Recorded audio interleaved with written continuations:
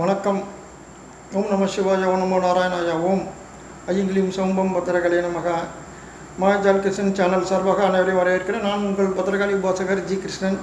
இன்றைக்கு பதிவில் நம்ம என்ன பார்க்க போகிறோம் அப்படின்னா, சில பேருக்கு அதிர்ஷ்டங்கள் அப்படிங்கிறது பார்த்திங்கன்னா சுத்தமாகவே இருக்காது. ஏதோ ஒரு காலகட்டத்தில் நல்லா இருப்பாங்க அப்படிங்கிற மாதிரி சொல்லுவாங்க. எல்லோரும் 30 வருஷம் வாழ்ந்தவன் இல்லை, 30 வருஷம் கெட்டவன் இல்லை அப்படின்னு. ஆனால் அது நிறைய பேர் பொய்யா இருக்கும். நிறைய பேருக்கு கிட்டத்தட்ட 75% உலகத்தில் வாழ்கிற 150 கோடி பேருன்னா 130 கோடி பேருக்கு அது 120 கோடி பேருக்கு அது பொய்யா தான் இருக்கும். நார்மல் வாழ்க்கை வாழ்வாங்க, போராட்ட வாழ்க்கை. அதிர்ஷ்டங்கிறதுலாம் ஒன்றும் இருக்காது நிறைய பேருக்கு.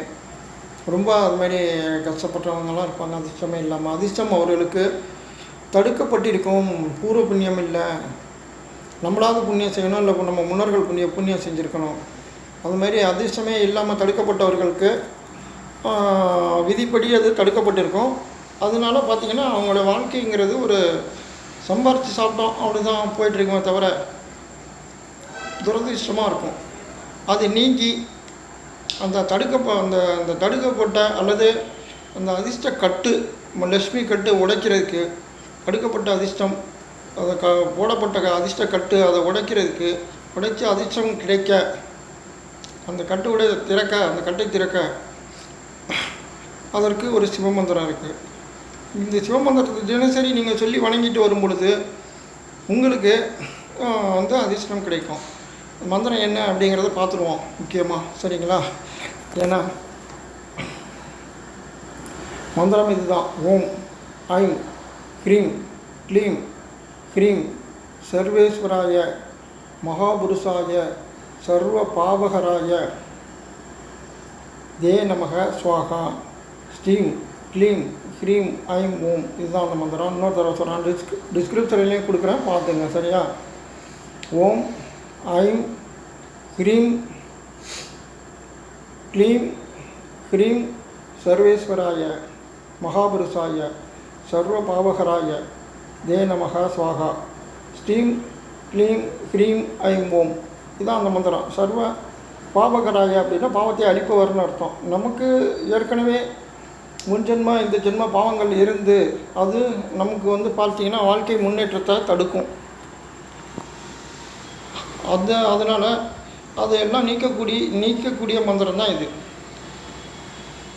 அதையெல்லாம் நீக்கிட்டு நம் கர்ம வினையில் வரக்கூடிய பாவங்கள், அதனால் உண்டான நமக்கு போடப்பட்ட, நமக்கு விதியால் போடப்பட்ட கட்டு, அந்த செல்வக்கட்டு, அதை உடைத்து திறந்து நமக்கு அதிர்ஷ்டத்தை தருவதற்கு வாய்ப்பை ஏற்படுத்தும் இந்த மந்திரம். சரி, இது பூஜை முறை பார்த்தீங்கன்னா எப்போதும் போல தான்.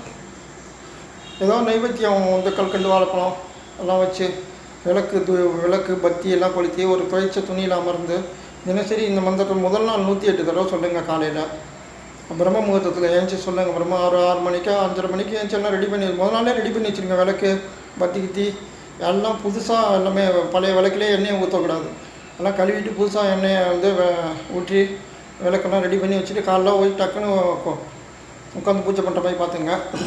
108 தடவை. இந்த முதல் நாள் கொஞ்சம் கஷ்டமாக தான் இருக்கும், சொல்லுங்கள்.